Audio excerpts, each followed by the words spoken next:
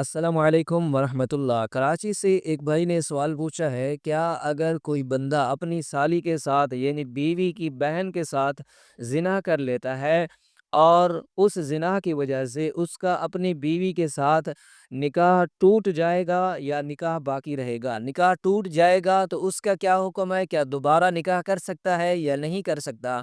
اور اسی طرح اگر نکاح نہیں ٹوٹا تو کن شرائط پر نکاح ٹوٹتا ہے؟ اگر سالی کے ساتھ زنا کر لیا تو اب اس کا کفارہ کیا ہوگا؟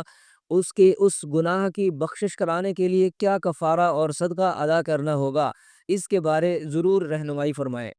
دیکھیں سامعین کرام، بہت سارے لوگ ایسے ہوتے ہیں جو لا علمی اور کم علمی کی وجہ سے ایسے مسائل اور فتوے دے دیتے ہیں جس کی وجہ سے لوگوں کے گھر برباد ہو جاتے ہیں، گھر ٹوٹ جاتے ہیں۔ حالانکہ ان کو ایسا نہیں کرنا چاہیے، بلکہ ذمہ داری کا مظاہرہ کرنا چاہیے اور اپنے علم کو وسیع کرنا چاہیے اور لوگوں کو ایسے مسائل بتائیں کہ جس میں لوگوں کے لیے سہولت ہو، کیونکہ شریعت مطہرہ میں انسان کی طرف جھکی ہوئی ہے۔ ایسی شریعت مطہرہ میں کوئی بات نہیں کہ جس میں انسان مجبور اور مایوس ہو جائے، بلکہ شریعت مطہرہ، شریعت محمدی صلی اللہ علیہ وسلم بندے کی جانب، انسان کی جانب جھکی ہوئی۔ مقصد یہ ہے کہ اس میں نرمی ضرور ہے، لیکن یہ بات سمجھیں کہ ایسے مسائل گھروں میں ہوتے کیوں ہیں؟ اصل اس کی وجہ کیا ہے جس کی وجہ سے گھر تباہ ہو جاتے ہیں؟ اس کی وجہ یہ ہے کہ پہلی بات یہ ہے، ہمارے گھروں میں پردہ نہیں ہے۔ جو شریعت محمدی کے احکام ہے ہم ان پر عمل نہیں کرتے۔ حضور صلی اللہ علیہ وسلم نے فرمایا کہ عورتیں پردہ کریں، مرد اپنی نظروں کو نیچا رکھیں۔ مرد اپنی نظروں کو نیچا رکھیں، عورتیں پردہ کریں۔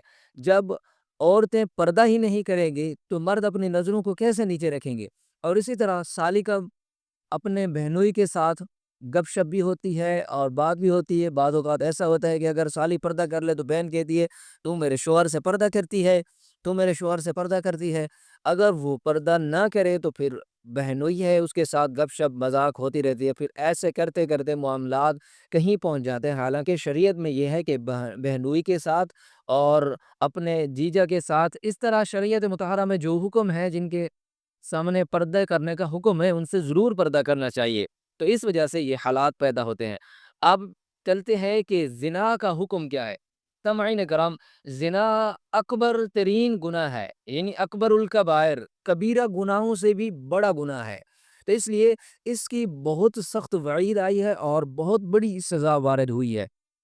فقہائے کرام نے لکھا ہے، اگر کوئی شادی شدہ جوڑا آپس میں زنا کرتا ہے تو اس کی سزا یہ ہے کہ ان کو رجم کر دیا جائے، یعنی ان کو باندھ کر ایک میدان میں باندھ کر ان کو پتھر مارے جائے یا ان کو گولی ماری جائے یا تلوار کا وار کیا جائے، ان کو ذلیل کر کے مار دیا جائے، یہ ان کا کفارہ ہوگا۔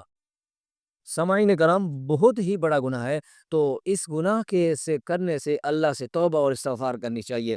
اب چلتے ہیں کہ زنا تو کر لیا، اب اس زنا کو کرنے سے کیا اس کا اپنی بیوی کے ساتھ نکاح ٹوٹ گیا ہے یا نہیں ٹوٹا؟ اس کا شریعت مطہرہ میں جو حکم آیا ہے میں آپ کو بتاتا ہوں۔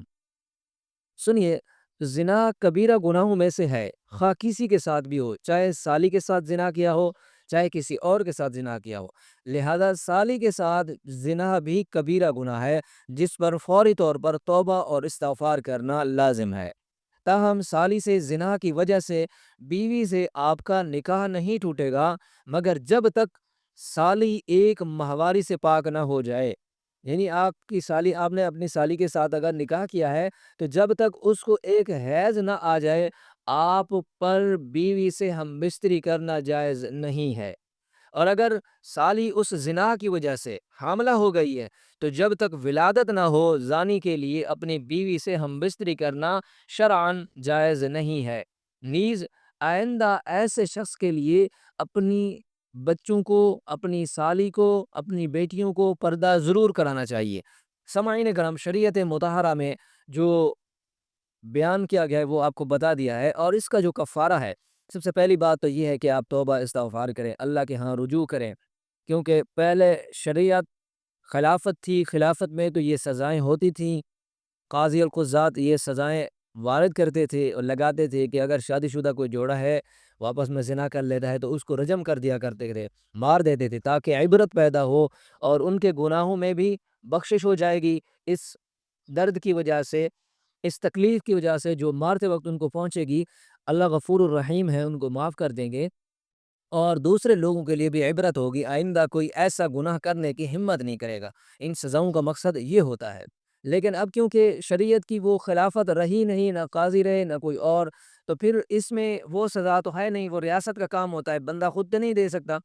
تو اب آپ کو یہ چاہیے کہ آپ اللہ کے ہاں گڑ گڑائیں، معافی مانگیں، توبہ کریں، استغفار کریں، صدقہ کریں، خیرات کریں اور عاجزی اور انکساری کے ساتھ کریں۔ ایسا نہیں آپ نے ایک بار کہہ دینا ہے بس ہو جانا ہے، نہیں، بلکہ آپ کا جب آپ کے دل کو جب تک اطمینان نہ ہو کہ میرا اب گناہ معاف ہو چکا ہے، کیونکہ بندہ جب گناہ کرتا ہے تو بندے کے دل کے اندر وہ گناہ کھٹکتا ہے، وہ بوجھ آ جاتا ہے بندے کے اندر کہ میں نے فلاں گناہ کیا ہے، اور آپ کو احساس ہو جاتا ہے کہ میں نے یہ کام غلط کیا ہے۔